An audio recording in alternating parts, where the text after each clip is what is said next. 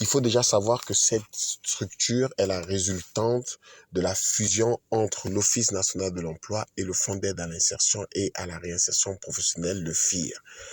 Parlons un peu du FIR. Le FIR avait notamment pour mission de financer ou de cofinancer les stages de perfectionnement, mais pour deux publics cibles, à savoir les jeunes diplômés, donc les personnes âgées de 18 à 35 ans, et également les licenciés économiques. Donc, c'était limitatif, alors que sur le marché de l'emploi, il y a plusieurs autres catégories de demandeurs d'emploi, notamment les jeunes déscolarisés qui ne sont pas diplômés, des personnes qui ont perdu leur emploi pour d'autres raisons que le licenciement économique. Et donc, toutes ces personnes-là se voyaient exclues des prestations du FIR. Donc, le PNPE va pouvoir justement offrir des prestations d'accompagnement, d'assistance à la recherche d'un premier ou d'un nouvel emploi à l'ensemble des catégories des demandeurs d'emploi. Ça, c'est la première chose. La deuxième chose, c'est que la mission du FIR ou de la mission de l'ONE ne disait pas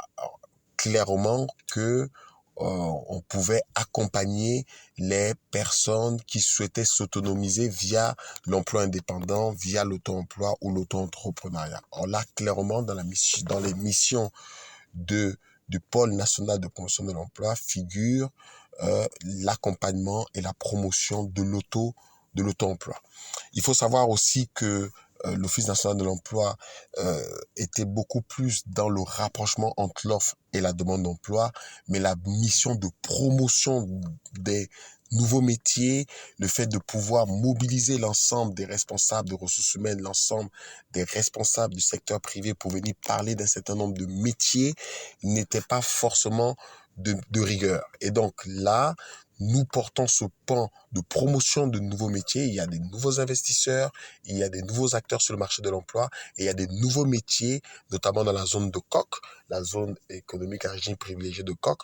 Et il faut bien que ces emplois rencontrent l'intérêt des personnes à la recherche d'un emploi, des nationaux notamment. Et donc, il faut bien faire la promotion. Donc, il y a toute une mission de promotion de l'emploi et également une mission de financement de tout ce qui est accompagnement à l'auto-emploi au travers des frais de gestion qui sont issus du suivi de tous les contrats jeunes emploi qui sont désormais de la compétence du pôle national de promotion de l'emploi. Voilà en quelques lignes, quelques avantages pour les personnes à la recherche d'un emploi.